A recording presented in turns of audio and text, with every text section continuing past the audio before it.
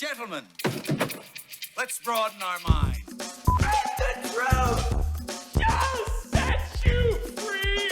You can't handle the truth. We came, we saw, we kicked its ass. That's not how the Force works.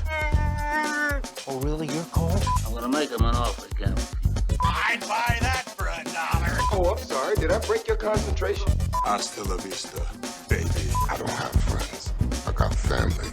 Surely you can't be serious. I am serious. And don't call me Shirley. I can do this all day. Yeah, I know.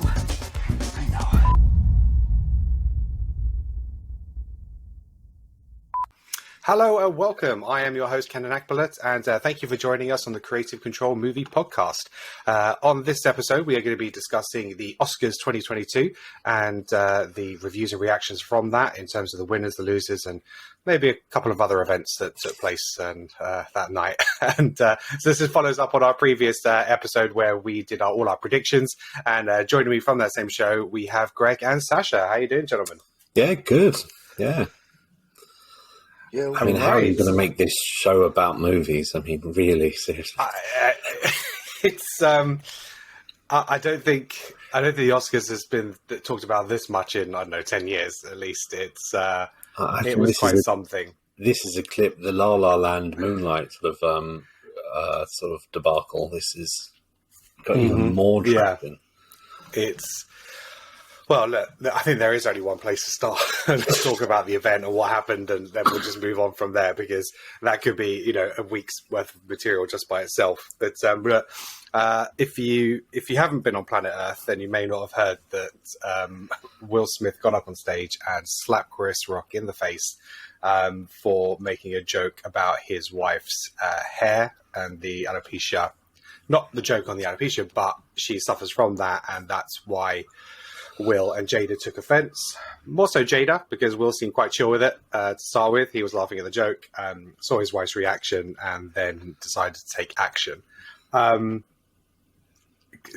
what were your thoughts when you saw it? How did you hear about it? And what are your thoughts generally? Just woke up. I mean, obviously in the UK, the Oscars are silly o'clock in the morning, so I way too well to stay up and watch them live. So I went to bed and woke up, and this is, looking forward to seeing, how well I was doing my predictions. And my God, yeah, this is what just overwhelmed the social media and the like. But yeah, I mean, having watched the clip and managing to see the clip, not from the US version where they cut out, but one of the countries where they had the full-on swearing and the unedited version, it was it was fascinating. Just as you said, he took it in good grace, and then henpecked Will kind of then saw the face and felt obliged to, I suppose, in the toxic masculinity phrase, man up and stuff. But it was just also ridiculous. It was, if this is the reaction, then Ricky Gervais should have been murdered about 1,000 times for his BAFTA jokes and what have you, which were far worse. Yeah.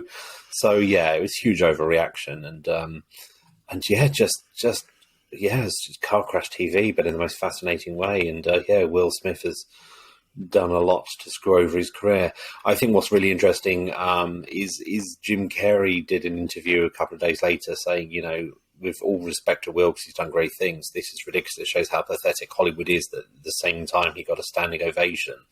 And everyone said, but he apologised. And so, well, not on the day, didn't he? Apologise to the Academy. He didn't apologise to Chris Rock. He's later, and they said, and since then he's apologised, But as Jim said, it's this is damage control for his career. He's putting out statements to try to put out fires. He's already quit the Academy, which is quite interesting considering we're doing the Oscars today. But it's car crash TV, fascinating, and loving the memes. Just oh my God, the memes and the social media and tweets are just brilliant. Sash, same question to you. I know we've spoken about it in our, because we've met up since, but yeah, for our audience, what were your thoughts on Smith and Chris's interaction? We should have done this live, man. I said it last week. We should have done the Oscars live, got drunk, because we would have had a lot to talk about. We would have had a lot to talk about. But no, yeah, I'm with Greg. Like, come on, man. Like, you come to the Oscars, there's a stand-up comedian presenting it, and like all stand-up comedy, if you're in that audience and if you're in the front row or whatever, you're a target. You're gonna get called out. every topic is off the table, okay? Because it's jokes. It's not malice. It's a stand-up gig. No. It's not that he specifically singled her out. Oh, she's got alopecia. I'm gonna cuss out her bald head. No, that could have been anyone. That could have been any person. She wasn't singled out at all. Okay. I've seen a lot of people go, because he made a comment he made a comment about her, but it's well known about her alopecia. I didn't know she had alopecia. I just thought she was a very sexy lady with a bald head. And I'm not going to lie, I kind of have a thing for Jada Pinkett. But you know what? She crazy. She crazy. It's like, and I say that because look at the reaction of Will Smith. Guy was chilling. He was enjoying the joke. Guy should know better. He used to be a stand-up comic himself way, way, way before he became the Fresh Prince. So he knows how it rolls. So for him to get up there and punch Chris Rock made no sense. Made no logical sense anyway. Don't get me wrong, you're within your right to hurl abuse at him from where you sat if you disagree with the joke. Fair enough. We call that heckling. And that's fine. But, to physically put your hands on a guy at an award ceremony or just in general, you know what I mean? I think Jim Carrey said it right. If that had happened to him, he would have sued his ass for $2 million. And you know what? Chris Rock should have done 200 million. Was it 200 million? Yeah. Well, there you go. 200 million. To be honest, he just said that there's just... Yeah. Chris Rock... Sorry. Chris Rock just, God bless, man, because that guy just... The way he carried on after getting hit, wow. If that was me... Yeah, I would have had a short fuse, but wow. I got to say, Chris Rock has been very patient. He's not even spoke out about it. He could have done at his stand-up gig recently. Didn't say anything. He says he's still processing it, and he'll come out in good course. His brother, on the other hand, had a lot to say last night at his comedy gig. I watched a skit just now, and I was just like, oh, damn. Oh, okay. Yeah. So basically, everyone's talking about it except Chris. Chris is just like, you know what? I'll talk about it in my own time. I think when he does say something, it's going to be, you know what I mean? It's not going to be like, it's going to be in a more composed manner kind of thing and well thought out. So, you know what it is. I mean, but as you said, yeah, Chris handled it so well. He was an absolute champ about it, and he's going to get so much good karma and good press off of this. His tickets, which were going for $80, went up to $400 per ticket, and so suddenly he's like, okay. And admittedly, a lot of them came to the show, and as you said at the live show, he said, "Look, I'll talk about this in due course." But damn. And whereas Will Smith is now already apparently lots happened in even the last few days. He's quit the Academy. He's apparently Bad Boys 4 and various other projects are on hold. A lot of people are coming out against it. Netflix film that was supposed to come out recently has just been put on hold. They're going to release it later on in the year now. It was going to come out next month. So, he's had support from the original Aunt Viv, who was his sort of number one enemy for a while, his nemesis, and now she's supporting him, I think, just to get another 5 minutes in the spotlight. But she hasn't got anything else going on. She's got nothing else going on. But echo what you guys said. So I woke up, I was at my in-laws working from home, and I got up early and just sat down, watched the front TV. I was literally the clip of him walking up and hitting him, and I think it was like Good Morning Britain or something. My father-in-law was watching, and because I was on the phone trying to check out all the winners to see what was what, and I saw that, and I was like, oh, and I just started laughing because I thought it was a skit that had happened. And then you see Will Smith walk down, and then he starts down and, says, "Keep my wife's name out of your effing mouth." We swear on this podcast, so fucking mouth. So, I was like, hold on. And then he said it again. And then you saw Chris Rock's reaction, and then he was like stuttering a little bit, and he said, "We're here to present the documentary for the Oscar." And he got a little bit tongue-tied because he was just so baffled with what happened and disorientated. And I was like, oh my God, that just went down. That is serious. And then obviously we got to the group and started posting it to everybody, and it was just got mental. And absolutely echo what you say. Fair play to Chris Rock. He did well. He was calm. He said, "Okay, I'm not going to talk about it anymore." But he had a moment, and when you watch it back, he was just like, he actually says, "I could." And he looked around and was like, okay, and he stopped himself. He could have got on to say something else, but he's done exactly the right thing. He decided not to say anything. Man's going to get himself a Netflix special for this. The way and how he wants to talk about this, people will just pay whatever they want, whatever he wants to get that kind of thing. Because he could go on tour with that. The slap back tour or whatever it is, that he could do a whole thing with that, and I think it's fair play to him that he's actually not just come out and just said something off the cuff. A lot of people have had their 2 cents of it. I think you're either on the side of, he was defending his wife and stuff like that, but to be honest, for me, there's no excuse for doing something like that, especially the stage that you're on and what you're representing, unfortunately, look, I don't know the ins and outs of his relationship, but that very much seemed to come from Jada and potentially a reaction to their relationship, this fact that it's been in, the spotlight, over the last year or so because of the Red Table interview and, how he was pretty much just emasculated, in that. And, he probably just did snap. But like I said, there's no excuse. But as you said, Greg, he resigned from the Academy. They've accepted it. So in terms of what that means, basically, to be a member of the Academy gives you the right to vote for others and to nominate others. So you can nominate somebody's performance or a movie for a particular category, and then you can vote in all those categories. So now he's not a member. It means he can't. It doesn't mean he can't be nominated or win by being nominated for somebody else. But who will have the guts to do that in the next few years, to put him back into that spotlight? Who knows? I have no idea what he's going to do for his career, but it will go eventually. Time will pass, but it'll only be after Chris Rock has spoken about it. Yeah. Once that's happened, then maybe things will start being able to move on. But until Chris Rock makes the joke of it and takes the humor part of it, I don't see him doing anything else anytime soon. But you've talked about the future is unknown, and Will's probably in sort of purgatory for a little while, and that's the immediate sort of aftermath and stuff like that. But the saddest thing, in what will now be a very, very skilled segue, is the amazing things that this Oscar this Oscar ceremony represented, and some groundbreaking winners and stuff, and ones that are against the fold that have just been overshadowed massively. We're talking about,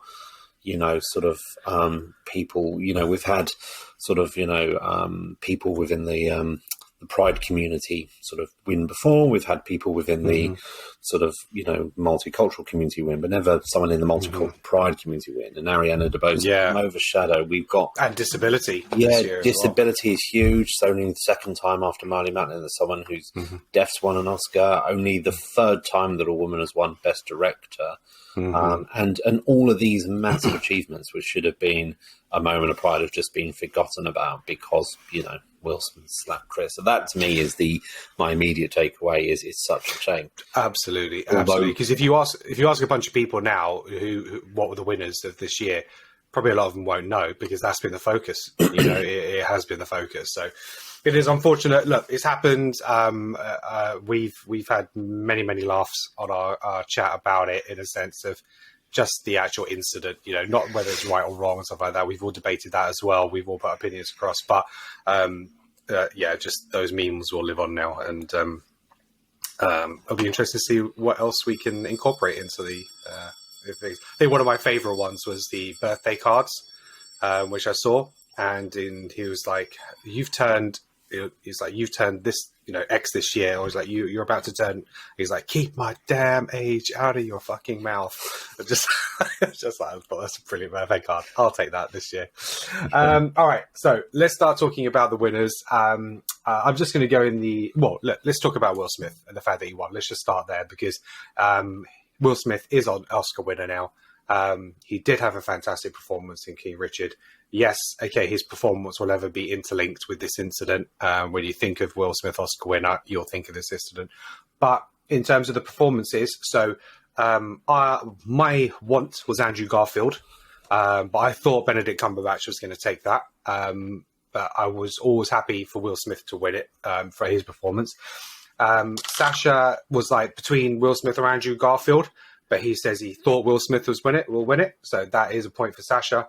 And Greg as well. He was like, I want Andrew Garfield, but actual He went for Will Smith as well. So a point each for you, gentlemen. Anything on the performance itself and the actual win? He was a deserved winner. He's I think we all agreed, and I feel terrible that we've collectively put the hate and smackdown so much on Power of the Dog, but Benedict Cumberbatch was playing Benedict, Cumberbatch to me, and that's who he played, and he's good, and seeing him do an American accent, he's not amazing, he's not terrible, he is him.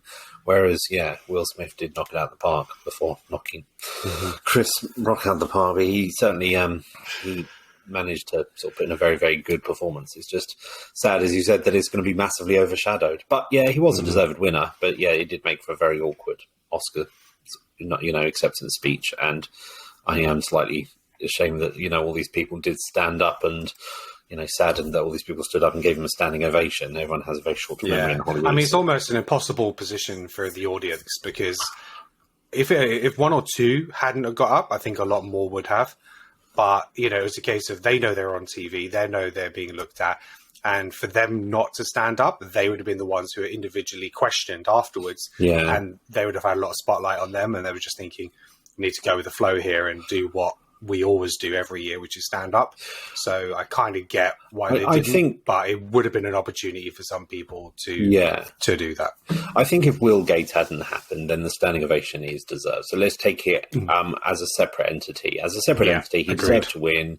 He deserved the standing ovation in the sense that he's played a couple of dramatic roles before, which we discussed last podcast, and now he's been recognised that he isn't just, the Fresh Prince anymore. He isn't just the quippy guy who can make a laugh. He can do serious roles. He was the also-ran, very much like Leonardo DiCaprio. So many times you think he probably should have, but this time he clinched it. Yeah. So, Sacha, you didn't have you were quite comfortable with Will Smith winning for his performance, weren't you?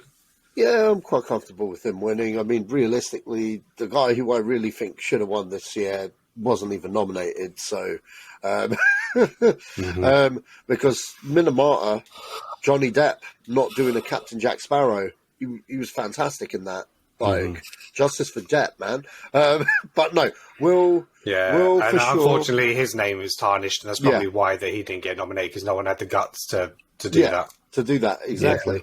But no, Will, well deserved, but well deserved win. King Richard, because the thing is, before, when he's gone up before, it's kind of like there's always been somebody better.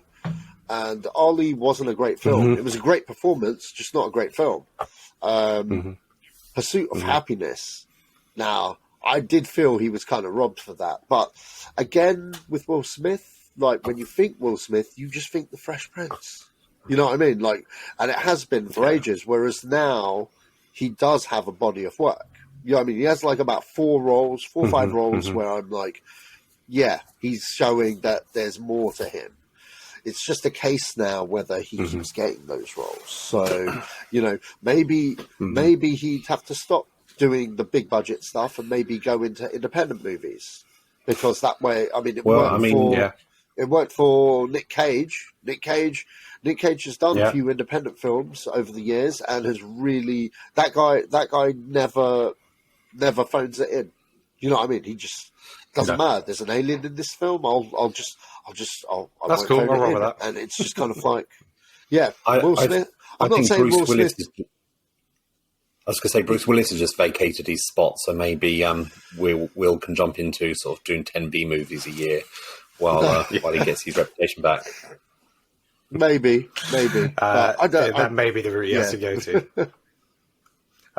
Actually, just what you mentioned, Bruce Willis, that was sad news that we got over the last week, that he is very ill and he's been suffering with sort of form of dementia, really, and he's coming out of the acting spotlight, and it does kind of give us an idea of why he's taken the roles he has over the last few years with these sort of straight to streaming performances, because I think he was just making bank.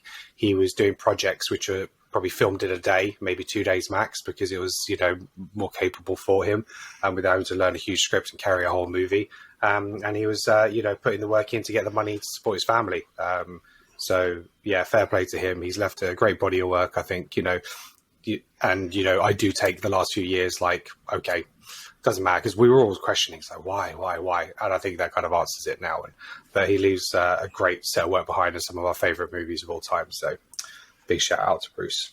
Right, so we'll move on to actress in a leading role. So I had for this, my once was Jessica Chastain, but I actually thought Nicole Kidman was going to take this home. So Jessica Chastain was the winner for The Eyes of Tammy Faye, but nobody else actually had her down for the win. Sacha had Penelope Cruz as a 1, but again, he thought maybe Nicole Kidman. And Greg, you wanted Penelope Cruz as well, but you thought Kirsten Stewart and the British influence might take it home. But yeah, Jessica Chastain for the win. Solid performance. I almost went for her, but I just didn't think it was her time. But apparently, people were happy with it. Any thoughts? I think my main thing is what you sort of echoing what you said in the last podcast, which is, was it too much? Was it a little bit over the top? But then, I mean, very similar things. One for Alison Janney in the ice skating biopic, where she was over the top and playing quite loud and brash characters and did well. Obviously, not the same awards went to Margot Robbie, but yeah, the Academy clearly liked it, and that's great. I'm just glad it wasn't. I mean, Kirsten Stewart was very much my outside. Could happen, but I doubt it. I think it's a shame that Penelope didn't get it, but I certainly love Jessica Chastain as an actress. I think she's done some amazing roles. So yeah, I'm happy. Sacha? Yeah, it's a shame Penelope Cruz didn't get it. I thought Chastain was very good in the role. I just think for the women's contenders, it was quite kind of a weak selection, to be honest, out of the people that were nominated in the first place. So the only people that really had a chance really was Jessica Chastain or Penelope Cruz. It is what it is, I guess. So, if you look at all the nominations, there wasn't many big women's movies in the last year in terms of these performances. So, if you look at all the best films, but that's why I say, potentially Coda. Well, maybe there were, nomination from there. Yeah, but then the other thing. Yeah, but in terms of what's been nominated, so just those weren't big. They weren't. Big movies. Sure.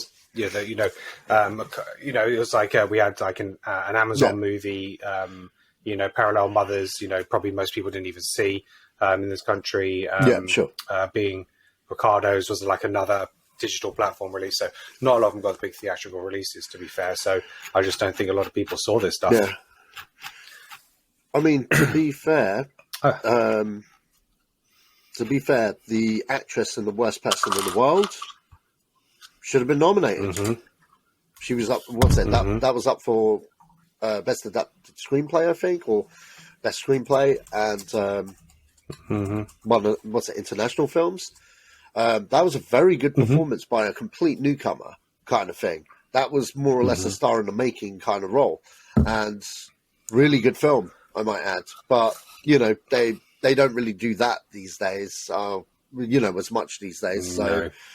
Kind of is what it is. But I don't know, man. I just think that's not to say that there hasn't been roles that have starred women this year. There's been loads, like all up and down from the indie film to big blockbuster to women are everywhere the past like 2 years. And you're telling me that was for me? I was looking at the Oscars list for the nominations. I was like, you're telling me that's the creme de la creme this year? I swear that a lot of movies have been overlooked, but kind of is what it is. Maybe they weren't submitted, but as a contender to the Oscars, or maybe people like Will Smith and the other people at the chair haven't really looked at enough. You know what I mean? But I don't know. I just felt the nominees list was weak from what we got from what they had there. Chastain. Fair enough. Like out of the people there, she was one of the strongest, as well as Penelope Cruz. But again, the rest of them was kind of like, you're just there because you are. It's like filling the gap because you are. Yeah, because you are Kirsten Stewart and you're doing something. So, Princess Diana, that sounds like an Oscar-worthy film. That was a trash movie, man. So, yeah. But anyway, that's my 2 cents. No, I agree. It's a very fair point. It makes I think it makes for a more interesting ceremony when, someone who in any other year would have been a shoo-in because of an amazing performance is up against other people who are equally good. And it makes it really was a case. Penelope Cruz, Jessica Chastain, maybe Nicole Kidman, and the rest were, as you said, just very much fillers. So, it's a shame, really, that in that category there were some very weak ones. So, yeah. Okay, so next we've got Acta in a supporting role. So this went to Troy Kotsur for Coda, which was a fantastic performance. He was my want and who I thought would win it. Sacha, he was your want, but you thought that Cody Smith McPhee might take it home. And Greg, you were the same. Cody Smith, I think, was a case of we thought potentially one of the Power of the Dog performances. But Greg, Kieran Hinds, you had him down as potentially somebody you wanted to win, but I think it was a great moment, and I love the fact that the Academy were applauding and doing the gesture for him and stuff like that. So it was really interesting. There was a really nice moment actually on the red carpet going in where Andrew Garfield went up and shook his hand and hugged him, and he was sort of like saying, he said thank you and stuff like that, and he just like loved your film and he signed to him, which was. That guy, he's just melts my heart. But yeah, a fantastic win. I'm really, really happy for him. So another point on the board for me. I don't think we've got any complaints about this, gentlemen, do we? No. I hadn't seen it. Sorry, I was just quick to say I hadn't seen it, but based on what you guys wanted, I wanted him to win, had not seen the performance at all. I was like, he sounds like he should win it. So that's as much as I can say, really. So, Sacha? Yeah, I kind of take back what I said just a moment ago, because this is an example of someone that isn't necessarily that famous, but, what I mean, cleaned it and well-deserved, but cements the rest of my point in the previous category. You know what I mean? That maybe they should be looking at, more independent films and stuff. I mean, I know the Oscars is nothing but independent film, but... Yeah, I kind of said what I had to say. My points made, but Coda, that was fantastic. That was a good win on his part. So yeah, but small trivia. Yeah, absolutely. He's actually the guy in The Mandalorian that plays the Tusken Raiders. He does the sign language for the Tusken Raiders. Apparently, he created all the sign language for the Mandalorian show. Yeah, exactly. That's right. Which is fascinating. So it's, again, somebody who's got this huge amount of talent and work that you just don't get recognised because of who he is. But now, what will be lovely to see is what comes next for him. And hopefully he's given more platforms, because obviously this movie was based around the disability. And the fact that it was a child of, children, of deaf parents. So it'll be, hopefully he's cast in something where he can just be himself, and he just happens to be deaf, as opposed to being, that's the main factor of the character. So, hopefully more good things to come from him. Best animated feature film. For me, this wasn't a surprise. I wanted Luca to win, but Encanto took it home. It wasn't a surprise to me. That's who I put down. Greg, you were the same. I think you hadn't seen many of them, maybe, but you said, Encanto, you thought they were going to win. Sacha, you talked about Flea, and that's something that I want to go and watch because I still haven't done so yet. But again, you thought that Luca might take it home. And for me, Luca's a movie with more heart in it.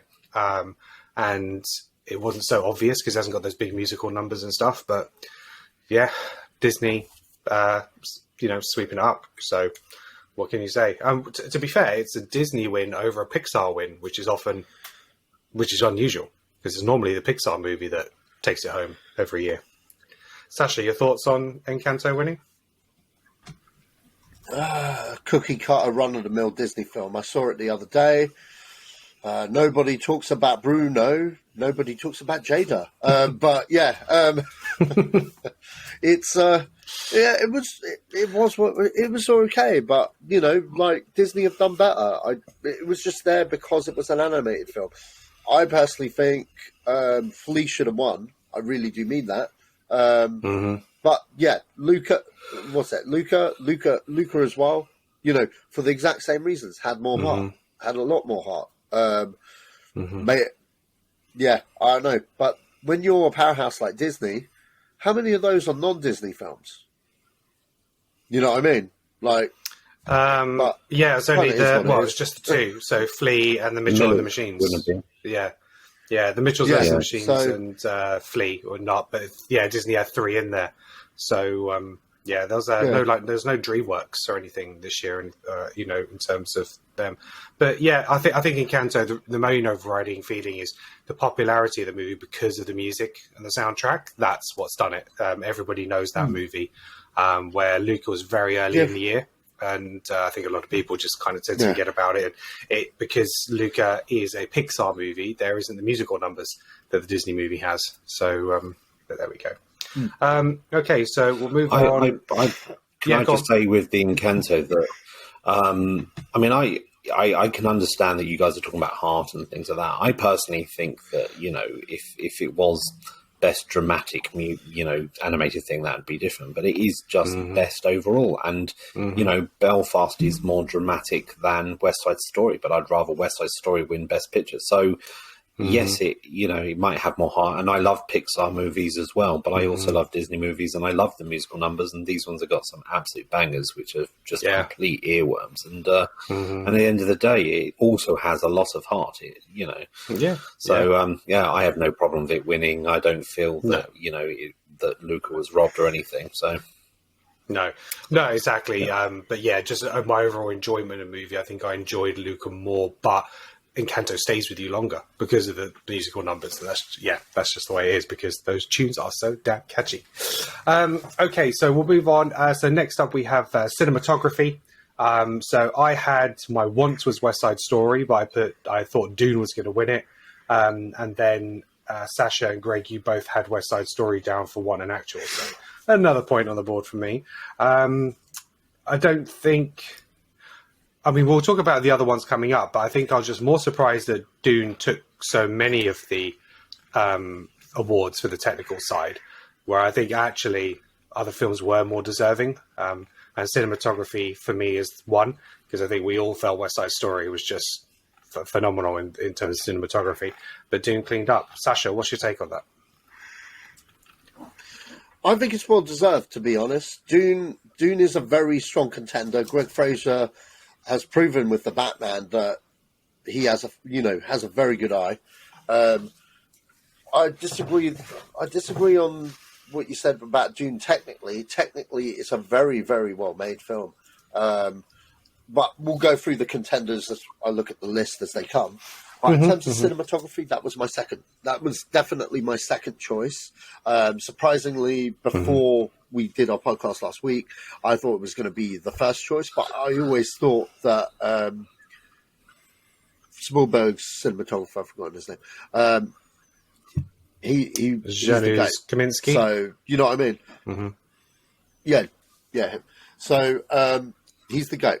And the thing was, he was always like, I haven't seen at the time I hadn't seen West Side Story, and I was just like, like that guy, you know what I mean? That guy will kill it, especially with Spielberg. And then when I watched West Side Story, it was kind of like a no contest, to be honest, in my mind.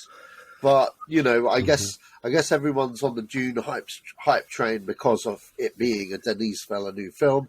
They went with Dune. I'm not saying that Dune wasn't disdeserving of the Oscar, but well done, Greg Fraser. Well done, Denise. At this point, I think I've forgotten his name now, but Spielberg's DOP. He's got a collection of Oscars. He's probably got like about 15 of them in the closet or something. We should at some point on this. You know what? I'm going to check how many Oscars he has, man, because if he doesn't have one, I'd be very shocked. But no, that's my 2 cents. Yeah, I personally think that I like you guys. I think that on a lot of the technical ones, it was due to clean up quite a lot. But I think that cinematography would have been nice with West Side Story, but I have no major issue with Dune. And going back to what I talked about the initial original podcast, is it's very interesting to see anything that isn't a mainstream movie, anything that's a genre movie. It's mainstream, very blockbustery, but because of that, because being genre, being sci-fi and this and that, the Academy can be very snobbish. They can be very much, we might allow it to be introduced into the technical one, but we won't give it any real Oscars, not any of the ones that are like the famous ones. And cinematography is up there with, like, it's not obviously one of the main four, but it's considered in the same side of the category as that's right. film and actor, whereas the technicals are the technicals. And so the fact that it got not just nominated for cinematography, but won it is showing a lot of respect for June, that you never know what's going to happen until the Oscars happen. You know, Return of the King broke out of its genre bubble and got well rewarded, but every single superhero movie is just kind of like mocked by the Coppolas and the Scorseses, and they're going to really have to struggle to break out. So I'm glad for June that if it did, as it did beat West Side Story, at least that it is breaking, it is setting or making more sort of track for genre movies to be accepted as cinematic things. You know, and then in the future, maybe films like Spider-Man No Way Home will actually get, you know, really good, some more recognition rather than just laughed at.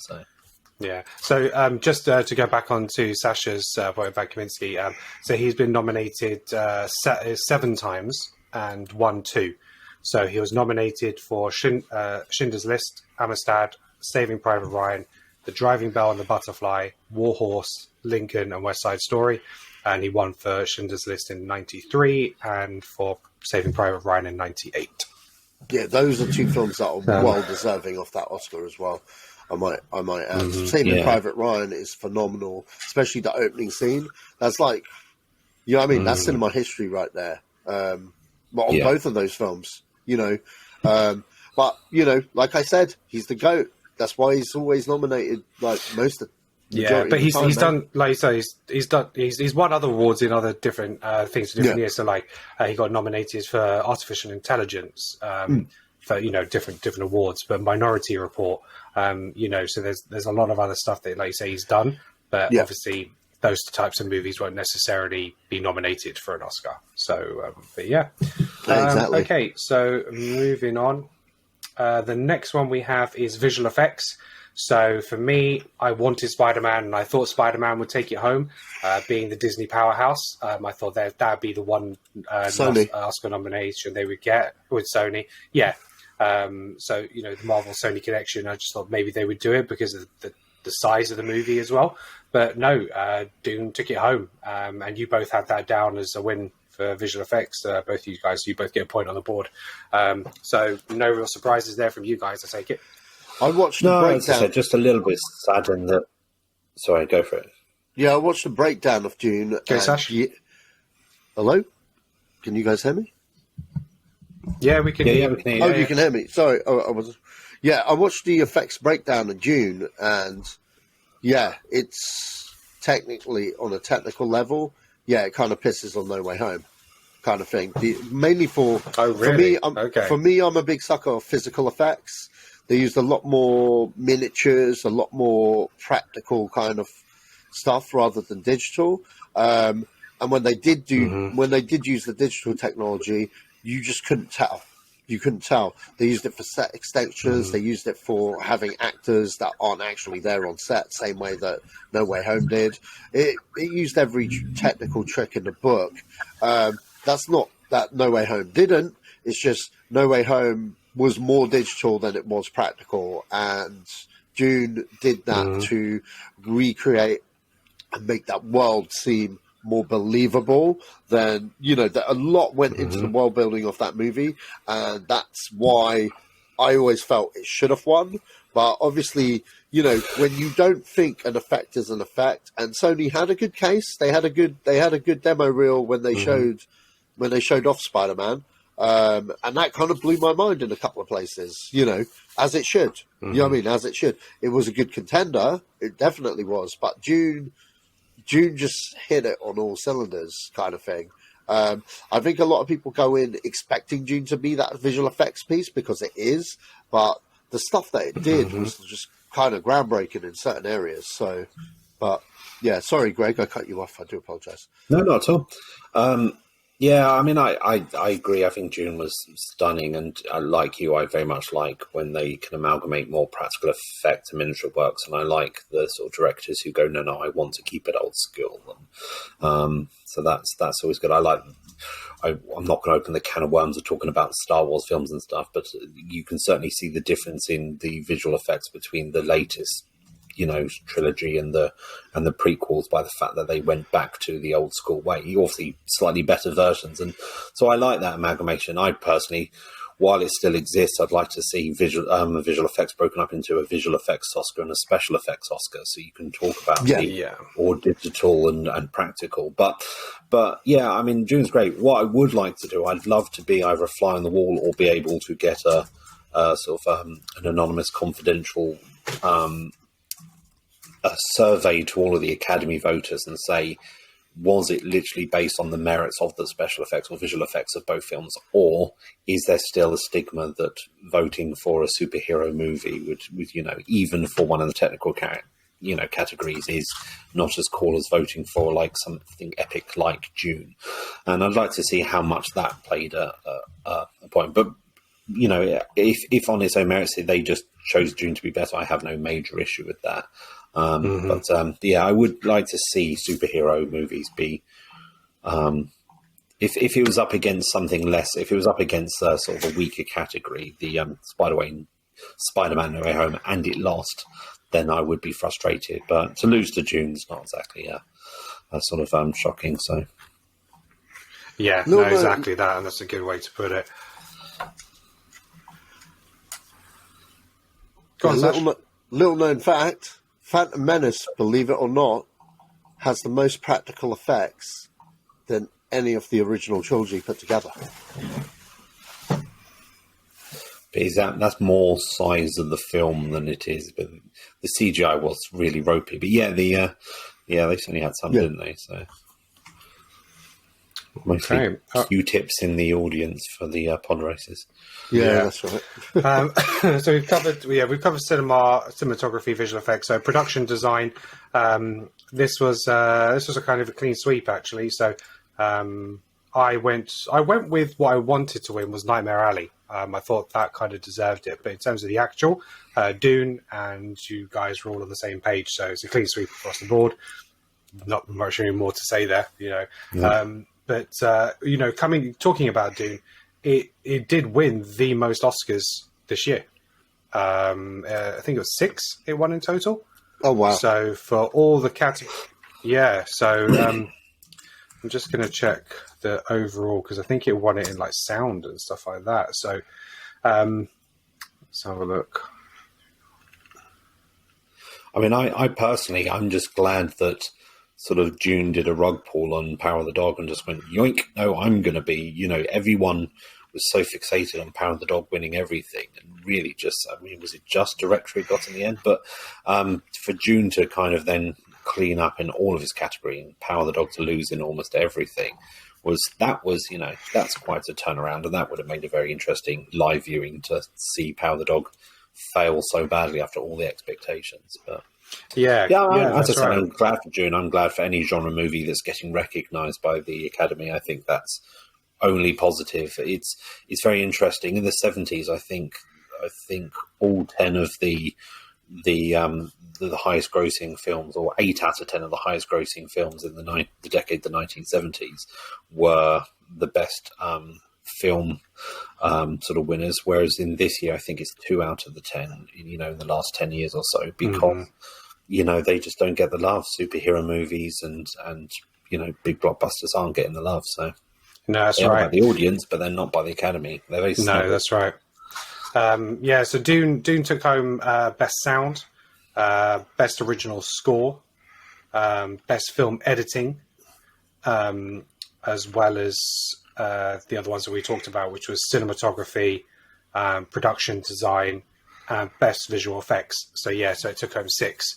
So big, and I suppose that links back more to the fact that Villeneuve wasn't nominated for best director. It's to win that many awards for your movie and not be in that list, even if he didn't win, but not to be nominated in that. I mean, look, it's not to say that he didn't have people who nominated him. He just didn't get enough votes to make the final 5. But to me, that's kind of outstanding. You could argue that obviously he surrounded himself with the best team possible, and he's got all the best people in the right departments running that. But, as a leader of that and the director and the kind of person who's bringing that all together, you think there'd potentially be some recognition. I had a little bit of debate on this on Twitter because it's a case of, well, actually, if you have a really successful project and every individual in your team performs to their best and they deliver, does that automatically mean that the project manager gets the same recognition? Or is it the individuals who complete the individual tasks? One What's would your thought argue on that, that Greg? the project manager has less to do if your team is so good. Maybe, Steven Spielberg's such an author because, he's cinematographer, he's world-renowned, and maybe, if it came down to Steven winning Best Director, he doesn't deserve it because it is more about the cinematography and the amazing team that he surrounds himself with. The films are going to be great normally because Williams is scoring them. Obviously not West Side Story, but it's that sort of argument. So, yeah, who knows? But all I know is that Villeneuve not being sort of nominated is probably Jane Campion going, thank fuck, because seeing how well June did, if he was, it is probably going to be a clean sweep. And then Power of the Dog really would have its proverbial tail between its legs. So, yeah. Sacha, why do you think that Villeneuve didn't get the Best Director nomination, considering how many other categories it got voted for and won? You're on mute, bro. Yeah, I've got absolutely no clue why he wasn't nominated. I think it was a complete snub. I don't think Power of the Dog should have won Best Director, Jane Campion, at all. I think she was just shooed in because she was a woman. They needed a woman. That was that. But there are so many. This past year, there has been an influx of women directors directing a load of other projects. Again, in independent film as well, especially. And there was a lot of strong contenders this year. But, like Power of the Dog, I guess maybe because it's got an Oscar nominee such as Benedict Cumberbatch attached. You know what I mean? And the script, let's be honest, the script was a good script. Okay? But it's one of those movies where the ending made the movie. You know what I mean? Not a lot happened in that movie. It was a good screenplay. No, it was a good screenplay. But it was an average film. I think the Academy just kind of was like, oh, Benedict Cumberbatch, I'm destroying his name, was attached. So he's a great actor. Let's just shove him there. And then it highlights the film more. You know what I mean? And it's an average film. It's such an average film. I think Kenneth Brower was done wrong out of those nominations. Because for me, did I say Kenneth Brower last time? Who did I say? For directing? Yeah. So for directing, you said you wanted Branagh to win, but we all thought Jane Campion would take it home. Complete injustice. I say shouldn't have even been in the nomination list. And I'm not being sexist. It's just kind of like the movie itself wasn't strong. Everything else it was nominated for shouldn't have been nominated. But there were a lot of other female directors this year that probably deserved that spot a bit better, in my mind. But yeah, I think that's the issue with being commentators on film, and in particular the Oscars and the nominations. Is you're in danger if something groundbreaking, which is a woman, wins the Best Director only for the third time in history. If you say anything negative about it by saying, "Look, I personally don't think she should have won it," you're in danger of getting the backlash. And anyone who knows us would know that none of us are sexist or any sort of phobic or any sort of ist at all. But at the same point, I don't think she deserved it, and I think that it's a shame that Villeneuve wasn't nominated, and I think Spielberg maybe should have won it, or Kenneth Branagh, but yeah, it's nothing against her. I just think that previously, when females have won that, coveted spot, they've been very deserving in this case.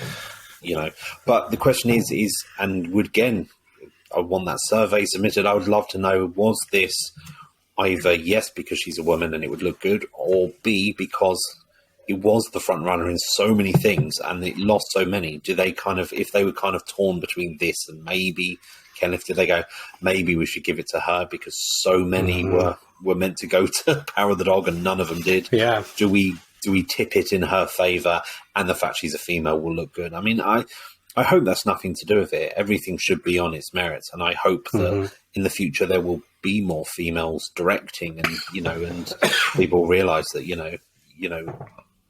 be it age, background, or whatever, just come and do your passion. But yeah, I don't think anyone should win it for the sake of sex or sort of appeasement as such. I think that there were 26 female directors. Go ahead, Sash.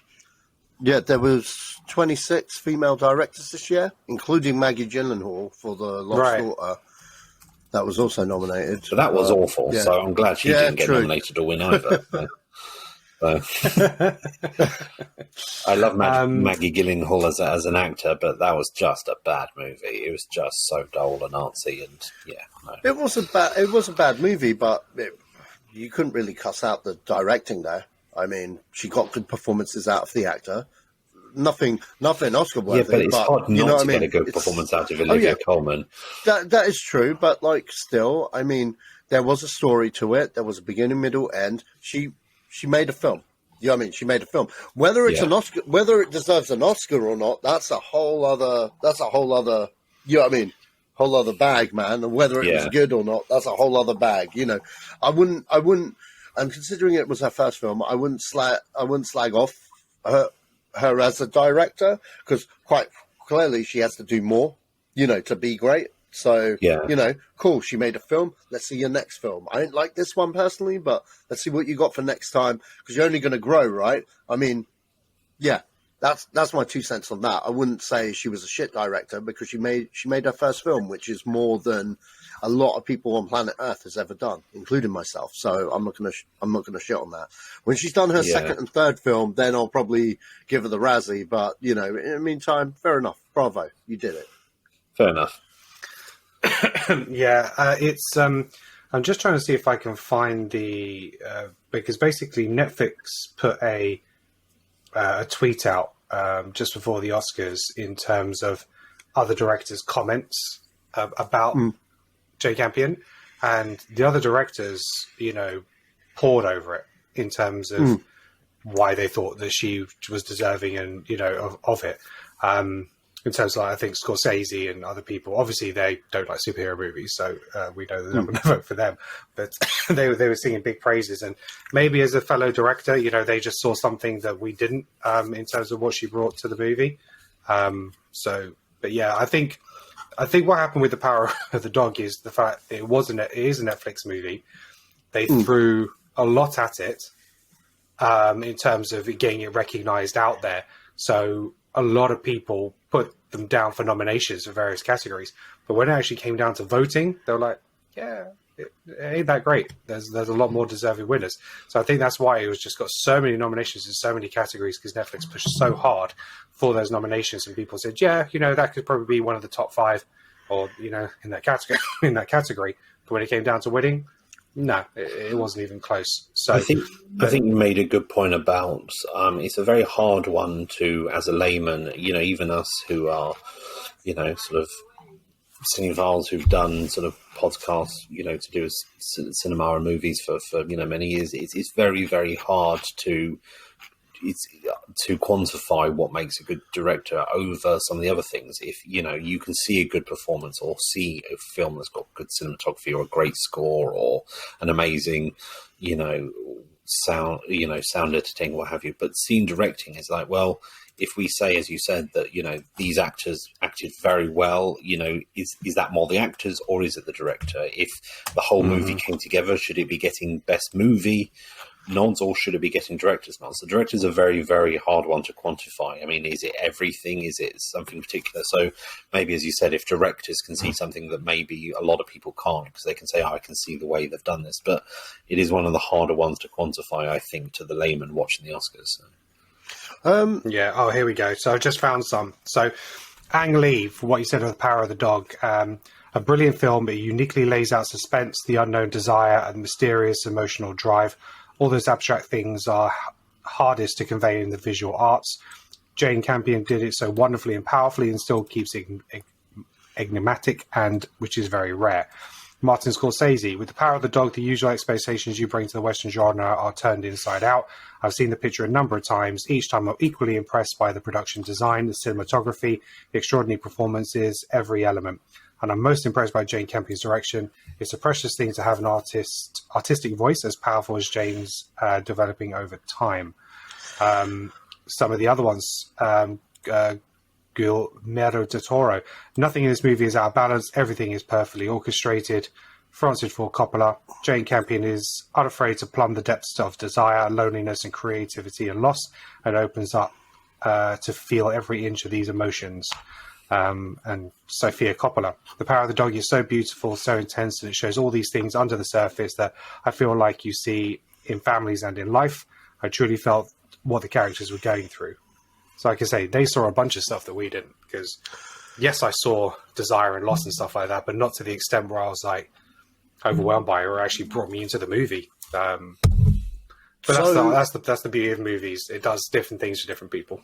So I was, what was it? I just posted the list of how many people directed this year that are women, and it was more than 26. That was just in the month of December of films that were released. So there was quite a lot. There was quite a big list, but you know what did get overlooked? Sign, was it? I hope I'm pronouncing her name right, but Sign Hedda, that directed Coda. Right, yeah. Yeah. That's a really good point. Coda wins best picture, right? Okay? Director couldn't win it too. I'm just saying, I'm just putting it out there. 10 times the film Power of the Dog is. Case rested. That's unless you want to put one of the Wachowskis, but you know.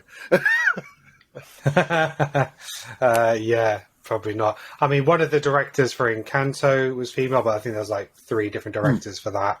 Just having a look at some of the others. I'm trying to look for some of the ones I recognize. But yeah, you're right. When you're looking through the list, it's like there's a hell of a lot there.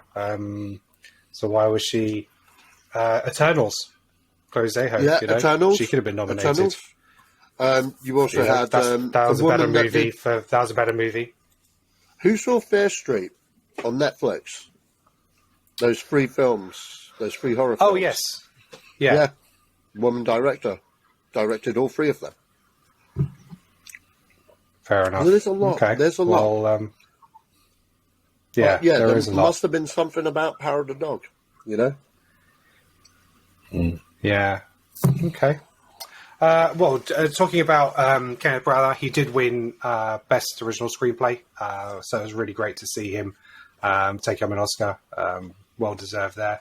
But yeah, look, so we talked about director, so let's just talk about Best Picture. None of us had Coda down for the actual win. We all thought it was going to be Power of the Dog because of the publicity and the backing they had behind it going into it. It was on my want to win. Sacha, you had down Belfast as your want to win. And Greg, you had Don't Look Up because of the movie and what it brought to the genre and, you know, the fact there was something different. So, but a pleasant surprise, I think, that Power of the Dog didn't win it. I think my thoughts. I hadn't seen Coda, so again, I haven't too much to say. But I think I was more there. I think there were films that are more deserving the Power of the Dog, and I think Don't Look Up. I didn't think really stood a chance, but it was a different type of movie and quite a sort of social commentary. But and one of the ones I'd seen on that list, including Power of the Dog. So I think if I'd seen Coda, I would have had that top of my list as well, and I'm glad it won. But more, I think, based on what I have seen or haven't, as the case may be, I'm just glad that Power of the Dog didn't win it, and that getting all this buzz and being the person who, you know, puts in the biggest campaign and gets enough buzz doesn't guarantee you anything, because this then goes back to the years when, you know, Harvey Weinstein used to pay everyone off and smooth everyone, and Shakespeare in Love beat Saving Private Ryan, and in what is a travesty. Don't get me wrong, it's not a bad film, but it's not Saving Private Ryan. So I'm glad that the ones that have all the buzz don't necessarily win nowadays, and I like the fact that Oscars can be unpredictable in many different ways. Yeah, that's right. Right, so moving on. So if we go back to the scores on the doors, if you will, in terms of, we went through 10 categories in terms of our nominations. And so for the wins, correct me if I'm wrong here, but I've got Greg down with 5 out of 10, Sacha 6 out of 10, myself 6 out of 10. So very, very close. Loser. But yeah, if we actually go through the categories, there's only actually, I think, 2 where none of us got the right answer. So one was actress in a leading role, because I just don't think any of us predicted Jessica Chastain. It was like her time, not that it was based on the performance. And the other was Best Picture. But the only 2 categories, none of us got the right answer in. And I think Best Picture was more, again, not because we didn't think Coda deserved it, because that was my one, but just the expectation of the powerhouse that was Power of the Dog going into it. So, yeah. So overall, guys, what were your thoughts on the Oscars this year? You know, did the right films win? And, you know, I think we've spoken about who's kind of missed out previously, but was there any glaring one on there where you just thought, yeah, that doesn't sit right with me, or I wish it was somebody else? Because I think for me, it's pretty much around what we expected. And there's nothing where I was like, there's no shock win for me where I was like, oh my God, I can't believe that's bloody won. I think the most disappointing one is directing for me, but the rest kind of sit okay with me. I'm very much the same. I think that I was a little bit deflated thinking that the Power of the Dog was getting so much buzz and was so the favourite in so many categories.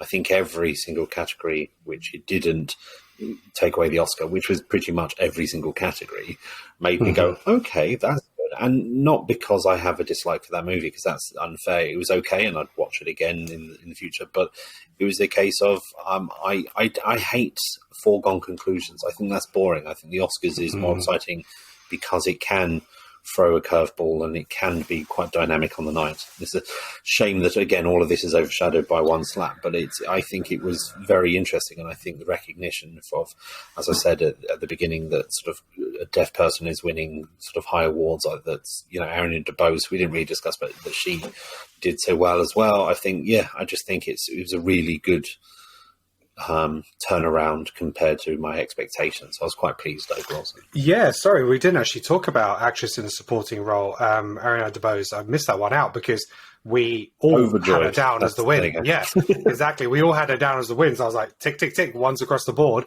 and didn't come back to discuss it. Yeah, but, you know, absolutely fabulous win. So happy. She was so humble in her speech, beautiful speech that she gave. And, yeah, I think that was probably one of the more enjoyable wins, I think, of the night, seeing her win and that kind of win. Her along with Troy, I think they were the 2 that kind of hit home the hardest. But yeah, she was fantastic. Yeah, well deserved. So yeah, big shout out to her. I'm glad you mentioned that because I totally forgot about that category. Well done. Sacha, any final thoughts? I think Drive My Car should not have won Best International Film. Fuck that movie. It's 3 hours of my life I'll never get back. Personally, Hand of God or The Worst Person in the World should have got it. I know, what's it, Ileana, the Yak in the Classroom. You know what? That's a nice Sunday movie. I like that movie, but like it wasn't top tier at all. But you know, I'm glad I checked it out. But I had more fun with that movie than Drive My Car. That was a travesty for me personally, because I watched all the international films, and that film was 3 hours of my life I'll never get back. So fuck that director, and I'm out.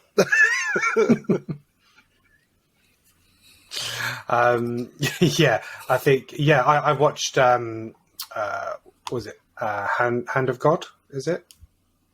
The Hand of God, yeah. I watched that on Netflix, and yeah, really strong movie. I haven't seen Drive My Car, and again, it's one of those, after hearing what Sacha said about it, probably not will be on my list to watch.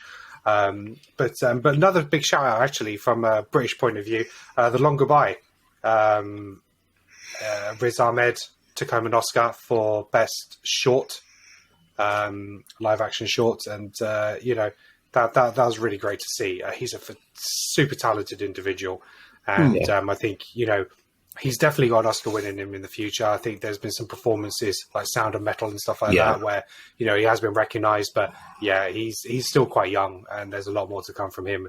And I wouldn't be surprised if he picked up something in the future. Absolutely.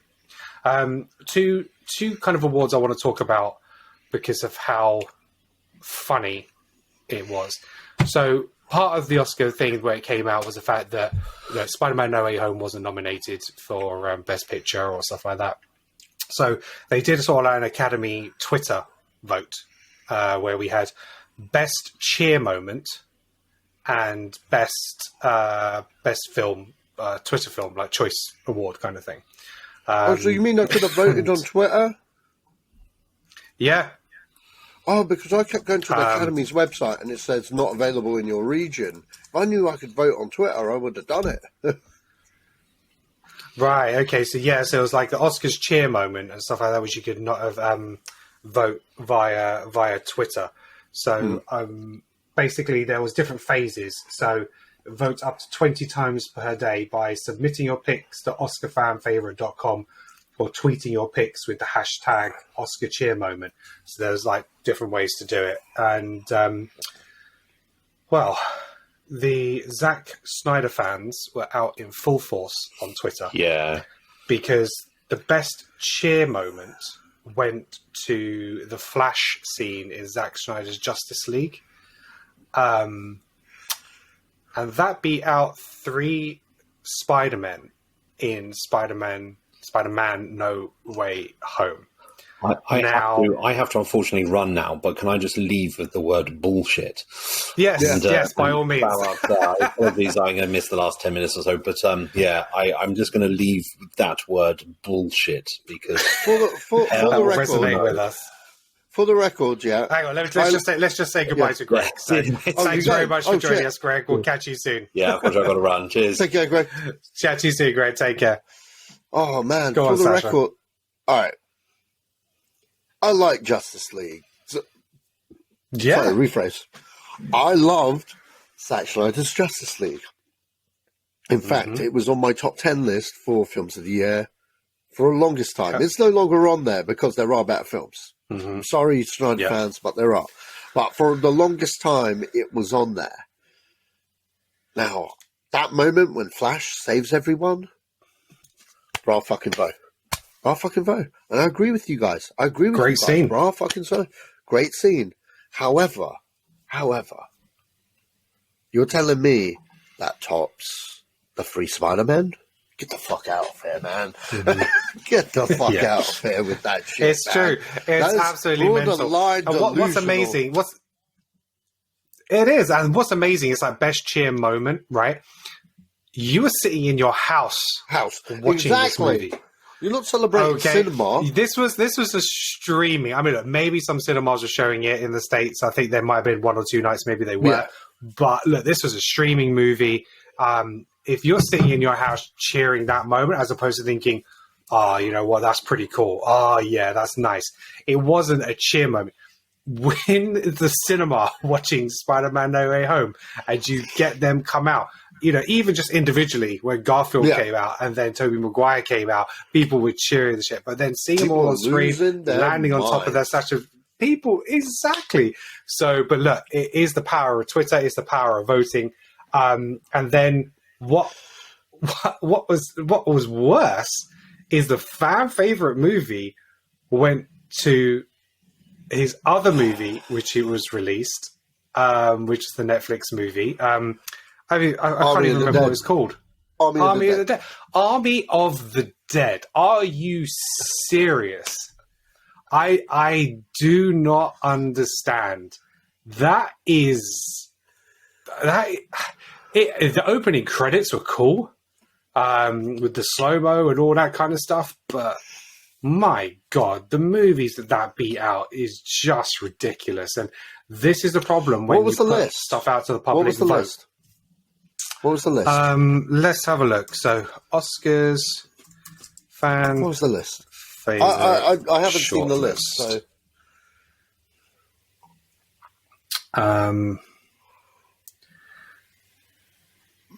So okay, let's bring it up here. Where is it? Okay, so in a tweet, the Academy revealed an alphabetical list of films that are gaining the highest number of votes. It's Army of the Dead, Cinderella, Dune, Malignant, Minamata, The Power of the Dog, Minamata! Oh my days. Yeah. Sing 2, Spider-Man No Way Home, The Suicide Squad, and Tick Tick Boom. So that is where you see the fan base. So like the Justice of Johnny Depp, they would have been voting for that. I would have been voting for Johnny Depp. I get it. I would have been voting for Johnny Depp. Just out of sheer, man was snubbed, let's get him in there. But you know what? Realistically, if you were asking me out of those films, honestly, Minamata, sure, I would have had a political agenda with the Academy for sure. I would have been like pro Johnny Depp. But honestly, it's Spider-Man No Way Home, man. Look, if Zack Snyder's Justice League was actually on there, okay, and that wasn't a cinematic release, so that's why it probably wasn't on there, which I don't get. There's double standards there because then, you know, if that's not on there, but the Flash's thing was, that's dumb. That's real dumb. And that's on. Yeah, because Army of the Dead was a Twitter movie. Yeah, so that's not even on the fans, though. That's on the Academy there. But in terms of Army of the Dead over No Way Home, yeah, you guys are out of your minds, man. If it was Justice League, fair enough. I'd be like, okay, there is some serious case to be made with Justice League, and I'd be like, okay, cool. And if I heard Justice League won it because the Snyder, I would have been like, cool, bravo, you guys did it. You stuck it to the man. But you guys went for Army of the Dead because you're a delusional motherfucker, delusional man. It's like Army of the Dead. It's an okay movie. Like, I enjoyed it. I got friends that really didn't care for it at all. I thought it was fun. Yeah. But it's not better than the other movies that are mentioned on that thing. If it was Justice League, I'd be rooting with you guys. I mean, it'd be out Dune. Yeah. It'd be out Dune. Yeah. You know, it's, I could get that. And Camilla Cabello's Cinderella was on there. Camilla Cabello's Cinderella was on there. So this is why we can't have nice things, because the public ruin shit. They fucking ruin shit because they vote for either the stupidest thing, or they do it because it's funny and stuff like that. It's like, this is what happens, and this is what happens is the studios see this and they think, oh, people like this shit. We need to do more of this shit. You make sure that we get more crap. It's just insane to me. But look, yeah. So Zack Snyder is an Oscar winner, almost two-time in a sense of these one cheer moment and fan favorite. But you know what? Fair play to him for gaining a following like that, who is so dedicated to doing that. You know, fair play, because, you know, he has his fans, and like I said, I'm generally a fan of his work. I loved Man of Steel. I love the Zack Snyder cut of Justice League. Batman and Superman, got my issues. We've spoken about many times, but you know, he's not a terrible filmmaker. But he is a very stylized filmmaker, and but that was the last thing I needed to talk about, because that was just madness to me. Madness. Okay, so Sacha, any final thoughts before we wrap up? Drive my car, don't see it, and that's it. That is it. That's it. And if you haven't watched Coda, go see it, because it is a lovely movie and is well deserving of its wins, and probably could have won more. But it'll be really interesting to see now Dune Part 2, what that delivers in terms of wins and nominations. And see if Villeneuve gets his director nomination following that, because I'm sure that's going to be a success. And okay. Well, thank you very much for joining us today, listeners and watchers on YouTube. Really appreciate it. I'm going to just before we wrap up, because we did have quite a few comments on our YouTube channel in terms of the nominations episode. So I just want to give a few people a potential shout out to what they predicted. So give me a moment. Oscar predictions. Let's have a look. Let's have a look at the comments. So somebody commented, WathCW, that Doom was more VFX CGI than you think, and it was the way it was blended. And I think, Sacha, you commented on that. So when you saw the breakdown and stuff like that, how much practical and visual there was and the way it was seamless. So great shout out for that. Need 20... I don't even know what this is. Need 20. Great comments on Coda. Sacha, look forward to checking it out. Yeah, Coda was a big winner. Vincent Arbery, he said Coda won 2022 PGA Award for Best Picture. So, it was definitely up there. So, Trey, Best Picture, Dune, Nightmare Alley or West Side Story. No wins there. Best Director, Spielberg or Jane Campion. He got Jane Campion. Actor, Garfield didn't get. Actress, Stewart didn't get. Supporting, Cody Smith-McPhee, he didn't get. Best Supporting Actress, Ariana DeBose, he did.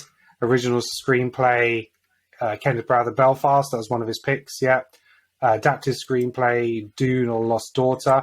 Didn't win for either of those, I believe. Encanto, he got Best International Drive My Car. He had that as well as winning. The Long Goodbye he had. The Queen of Basketball he had. So a couple more wins there. Cinematography, Dune, yes. Film editing, Tick Tick Boom, no. So Dune cleared up on those. So some good ones there, Trey. I think more of the technical awards and stuff like that you kind of cleared up on.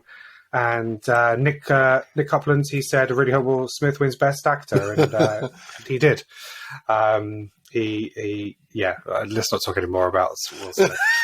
So yes, so let's finish it there. So again, thank you very much for listening. Really appreciate it. And you can check out all our podcasts or the video versions available on YouTube on our channel. We'll also do sort of major trailer reactions and stuff on there as well, which you don't get on the audio podcasts. Our audio podcast is available on all major platforms. If you like independent podcasts, make sure you check out Good Pods. It's a great platform for some great independent podcasts. And what I'll do is on our next episode, I'm going to go into a little bit more of that and tell you some other podcasts you guys should check out, because we've got a great Twitter base where we all share opinions and thoughts and stuff on there. So that's it. Thank you very much for joining us, and until next time, peace out.